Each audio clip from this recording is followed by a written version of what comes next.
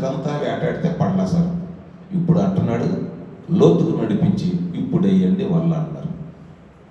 రాత్రంతా వేటాడింది ఆ సముద్రంలోనే, ఆ సరస్సులోనే. మరలా ఇప్పుడు ప్రభు వచ్చి వాళ్ళ ఏమంటుంది, ఎక్కడ పోనీ ఏమన్నా వేరే తీరములకు తీసుకెళ్ళాడా, వేరే రేవుకు తీసుకెళ్ళాడా? అదే గెన్నెసెరద్దనే ఆ సరస్సు లోపలికే నావను తీసి నావను నడిపించి లోపలికి ఇప్పుడు అంటున్నాడు మీ వలలు వేయండి అని. వాస్తవానికి రాత్రి అంతా కష్టపడ్డారు. ఇక ఉదయాన్నే వేటాడే ఓపిక లేదు.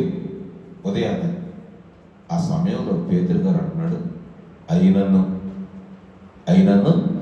నీ మాట చొప్పున వేతుమని ఆయనతో. దేవునికి ఒక స్తోత్రం. మనం జాగ్రత్తగా గమనిస్తే బిడ్డలారా, ఇంతకు ముందు వేటాడినప్పుడు ఆయన మాట లేదు, ధోనిలో ఆయన లేడు. ఇప్పుడు ధోనిలో ఆయన ఉన్నాడు, ఆయన మాట పేతురులో ఉన్నది. ప్రభు అంటాడు కదా, నా యందు మీరును మీ యందు నా మాటను నిలిచి ఉన్నాడలా ఏది ఇష్టమో దాన్ని మీరు అడుగుడి.